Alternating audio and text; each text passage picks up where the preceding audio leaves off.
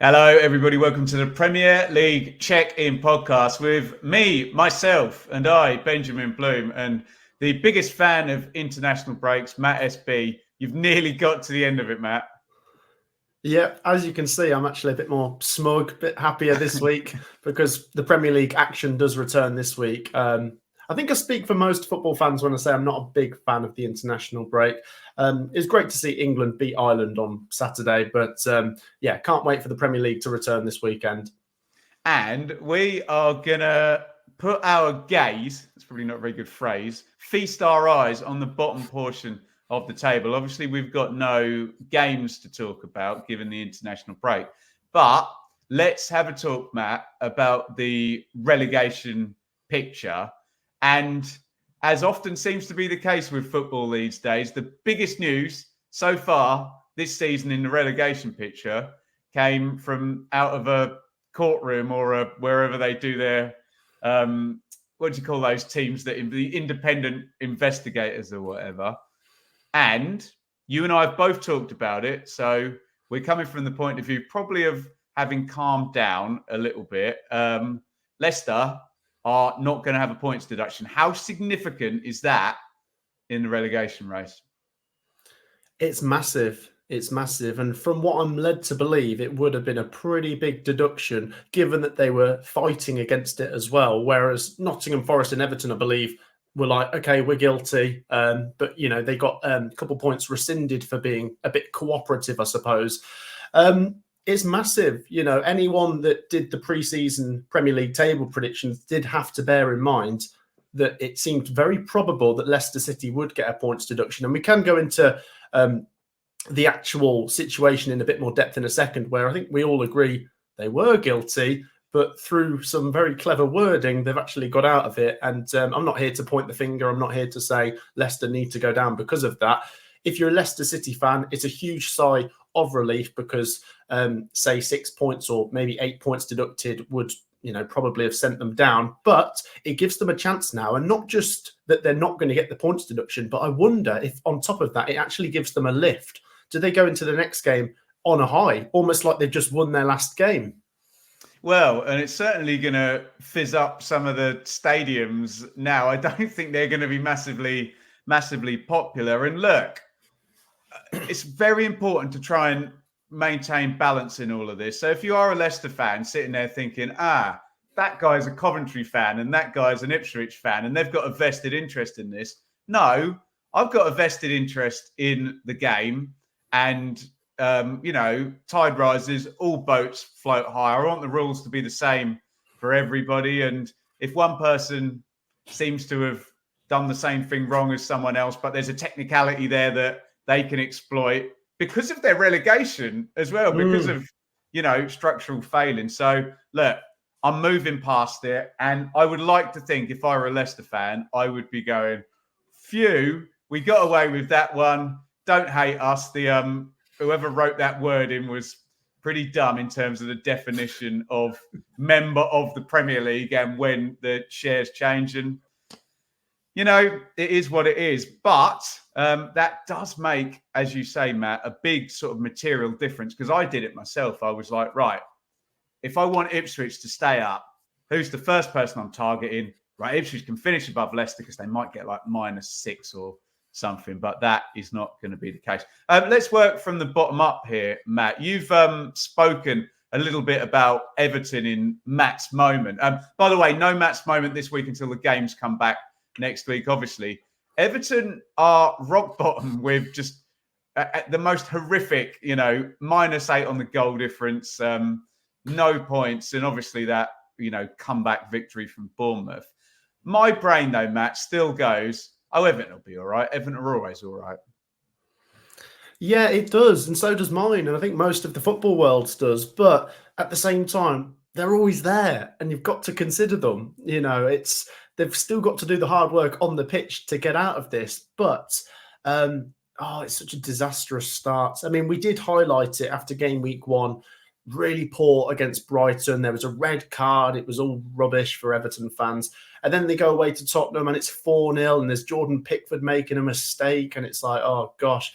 And then the Bournemouth game. it's like we're 2-0 up with 3 minutes to go. We're finally up and running. And you think to yourself, even if they couldn't even draw at this point, but they lost. They conceded 3 in the last 3 minutes plus stoppage time. So a really disastrous result that and could really compound them negatively psychologically, I guess. And then you look at the next fixture after the international break, which is Aston Villa away.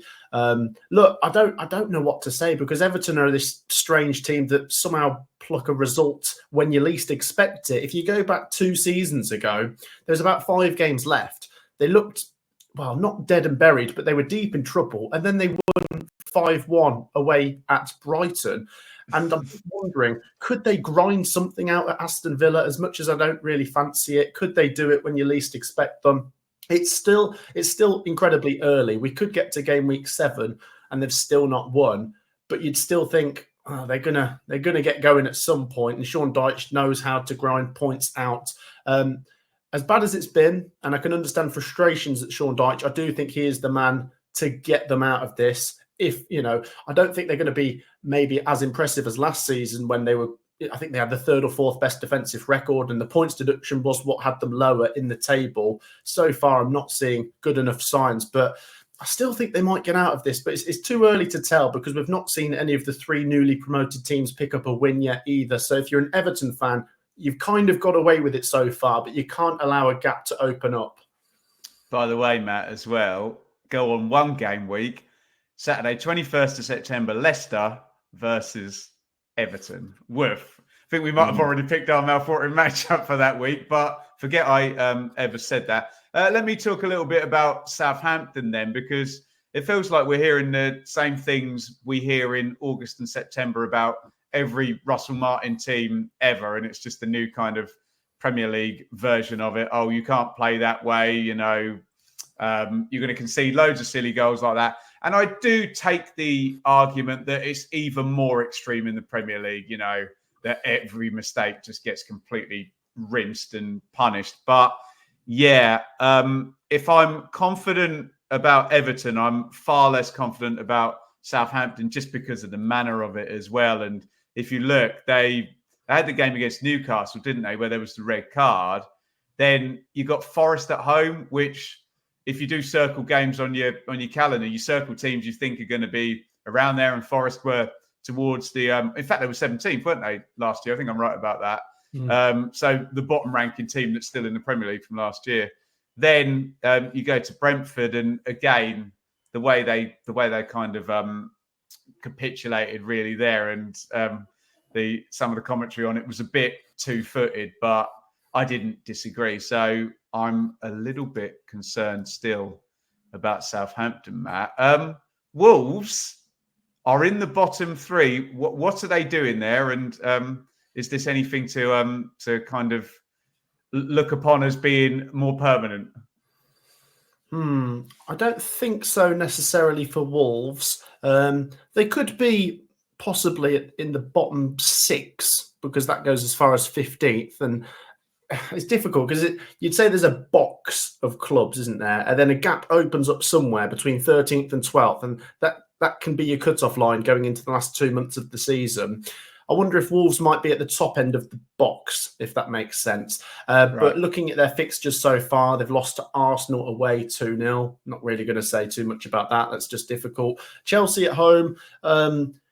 It's difficult as well, but then there's a way to lose, and you don't lose 6-2. I thought in the first half, Wolves played fairly well, and in the second half, Chelsea ran away with it. So credit to Chelsea, not so much to Wolves. And then they got the draw at Forest, which I think is a decent point now, because you don't want to go into that first international break with no points. And they had to come from behind with an immediate equaliser that we spoke about through Bellegarde. Incredible goal.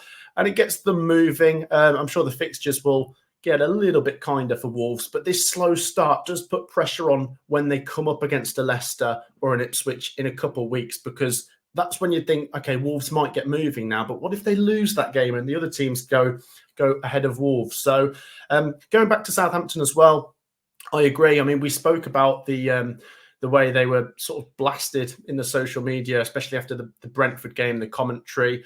I don't know who was on co-coms for that. He absolutely buried them. If anyone knows in the comments who was on the Premier League Free speech ahoy. Say what you like, but I thought it was a bit stiff, Matt. Yeah, and I do too. Considering they've come up through the playoffs, they come into this as one of the 3 teams expected to go down. So if you're going to expect them to go down, don't go in too hard when they lose. I can understand the frustrations at the styles of play and the way they can gift those goals away. There's a big game coming up for Southampton this weekend against Manchester United, where you feel like they're both looking at that thinking, can we capitalise on the other not being great at the moment? And Southampton are at home for that one. I think Wolves probably get moving soon. Southampton, I'm not sure about. There's a big game against Ipswich coming up that I'm sure we're going to talk about. And Everton, as we said, the Leicester game is one to pencil in the diary as well. So that's my views on the bottom 3 right now. I think Wolves are more than likely to be the one to start moving away from it.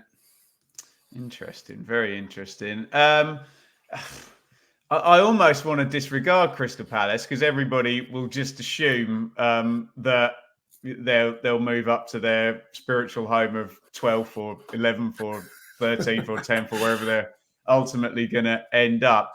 Obviously, I'm not going to miss out Ipswich, who are outside of the bottom 3 by virtue of having a -5 goal difference. It's basically Cole Palmer and who was the lad who scored the hat-trick for Chelsea at Wolves? They're Madueke, was it Jackson? Yeah, he's responsible for Ipswich being out of the bottom 3 because of Wolves' goal difference, I think. But the thing with Ipswich, Matt, is the proof is still in the pudding. It's like what they've done so far is fine. It doesn't tell you that they're definitely going to stay up. It doesn't tell you that they're definitely going to go down. The nerve-wracking thing we were talking about on the Blue Monday podcast is 3 of the next 4 games are away from home. So the next block is Brighton away, Southampton at home. Yes, Ipswich will have that circle. Can they get the win? But Southampton will also have that circled. Can they get the win? It's just the way it works down there, isn't it? Then Villa at home for Ipswich and West Ham away. And Matt, you do not want to be going international break number 2. You played 7 and you've got zero wins. So sounds like I'm fudging the Ipswich answer. We're going to find out a hell of a lot. Talk to me quickly about Ipswich and Palace. Do you agree with me? They're just going to move up come what may, having kept Gay and Eze there. Well, with Ipswich, it's just once again like Wolves. They've had 2 incredibly difficult games. If anything, I think Ipswich have had the hardest start to the Premier League. In particular, those first 2 games. Liverpool at home, I thought they played okay. They lost 2-0. It's not a disaster. Manchester City, you're not going to be able to judge if a team's going to stay up when they play Manchester City. You could lose 7-0 and still stay up. You could lose 3-0 and still go down that season. So difficult to judge. They got a goal, 4-1. It's not actually that bad at Man City without being patronising. And then the Fulham game was interesting. It wasn't a must win, but it was like a could win. Not really a must not. Yeah, it wasn't a must not lose, but in a way it was. And I'm pleased they got their point, which gets them moving. I mean, we all know come the end of the season, 1 point from 3 over a whole season obviously is not enough, but it's too early to take away any kind of points per game from the table just yet. They've just got to weather the storm. The tide will rise, the tide will go back, and it'll be like this. And so long as they're either side of the dotted line, even if they stay 18th and they're just 2 points from 17th going into those final games, they've got a chance. And I think as an Ipswich fan, that's probably what you've got to hope for. And then Crystal Palace is an interesting one. I think we'd probably agree they're not going to be down there. But if you're a Palace and say they lost at home to West Ham, if you lose against the other mid-table teams, should we say, that you're expected to be near, then it really puts pressure on when you play the teams at the bottom end. And then if you don't beat them, you get sucked in. So Palace play Leicester next. And if they don't win that, considering they're at home, then they don't get moving just yet. And that's the best for Leicester and Ipswich and Southampton. The more you can drag in, the more chance you have of staying up.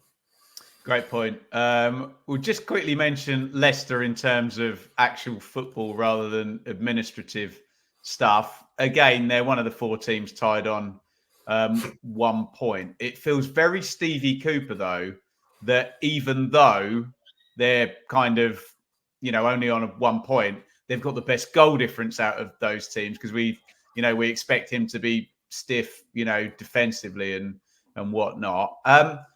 I still think they'll be in a struggle, but the points deduction's a big thing. Just talk to me on pitch. Do you it's hard to not frame it as in, oh, now the points deduction's gone. Are they going to be there? I think we covered that, but are you seeing anything on pitch that makes you think they'll be either above or below that dotted line?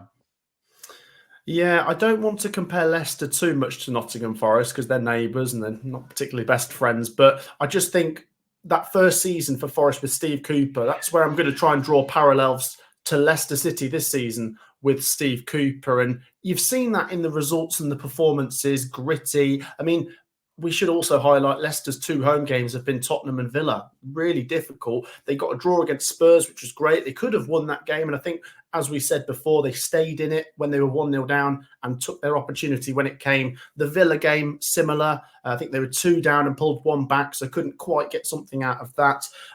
Palace away feels like it is a big game because, like we just said, if you can keep Palace from getting away, if Leicester can go there and get a draw, that's not bad. 2 points from 4. It just keeps you moving until you get that first win. And as we said, Leicester v Everton, which I think Leicester are at home for. That's going to be a really big game.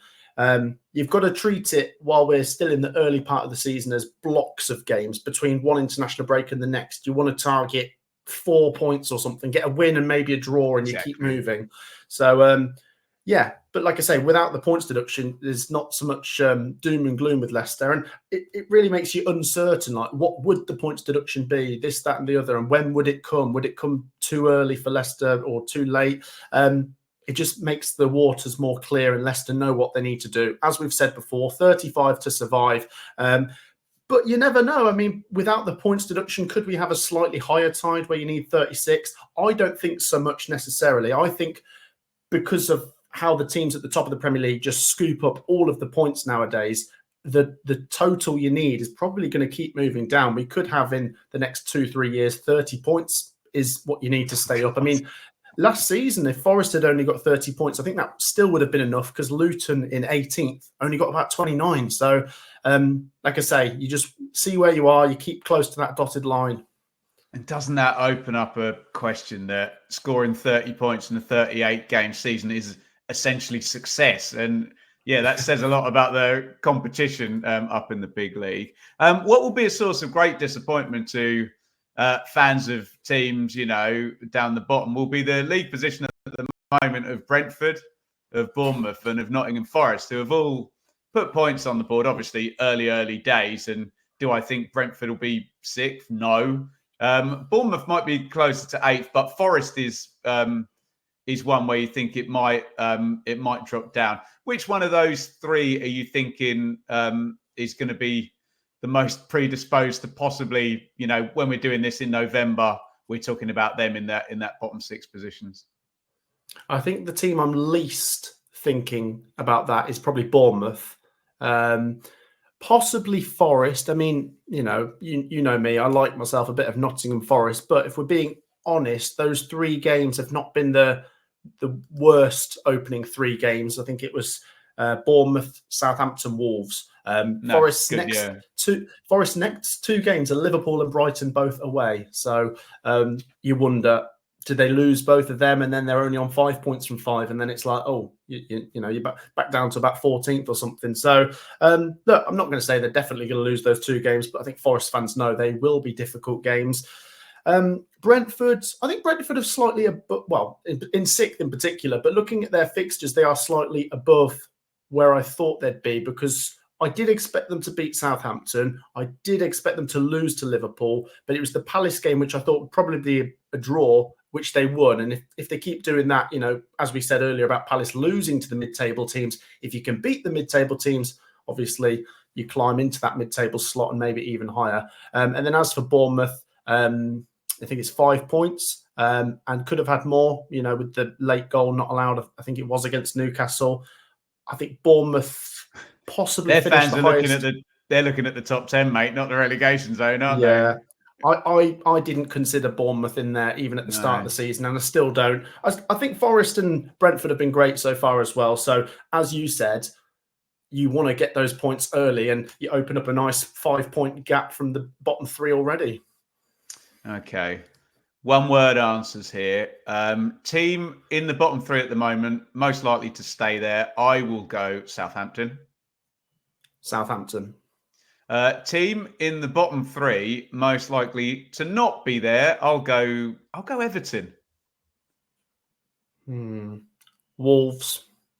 Team currently outside the bottom three, we'll say in the bottom half of the table, most likely to end up there. I can't say it. I'm just not going to say Ipswich, so I'll say Leicester. Yeah, Leicester. There we go.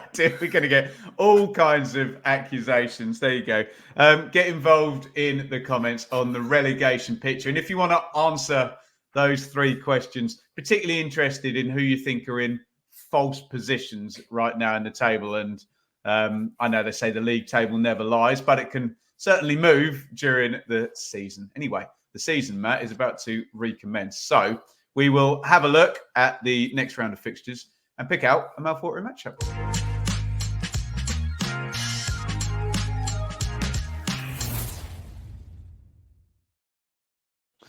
Okay, let's get these up on the screen and we can pick one out. This round in the Premier League, we have Southampton versus Manchester United. I like Matt's framing of that Southampton might actually be going, oh, maybe, maybe like a good time. And remember as well, Matt, there's always the narrative of big teams going away after an international break, isn't there? So you never know. Brighton versus Ipswich, which I'd probably rather not talk about, but I have my fingers crossed. Crystal Palace versus Leicester. Fulham versus West Ham. Liverpool versus Nottingham Forest. Man City versus Brentford. Into the 5:30s there. Villa, Everton. Bournemouth, Chelsea. On Sunday, it is Spurs versus Arsenal.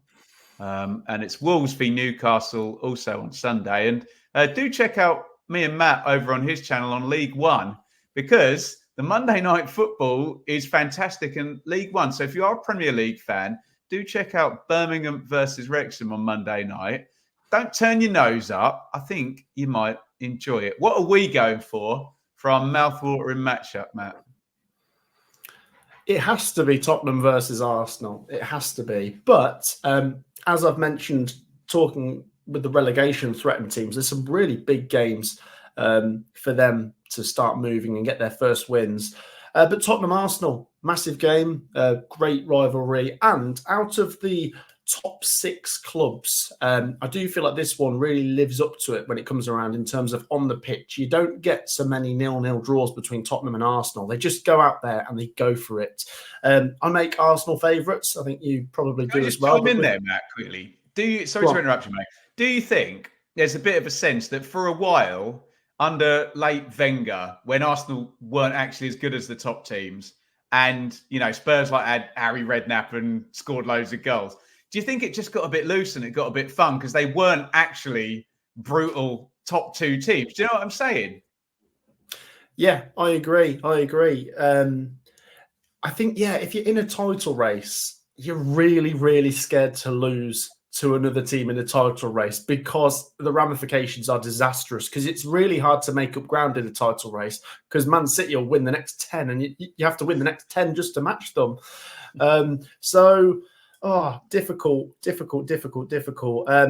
Arsenal, let's be honest, I think they are in the title race this season. Again, Tottenham, not so much, but I'd expect them to be chasing down fourth place this season. Still a bit early to really put your finger on either of these teams, but Arsenal have done fairly well. They did draw to Brighton, and then I believe Declan Rice will be missing for this one due to that red card. Yeah.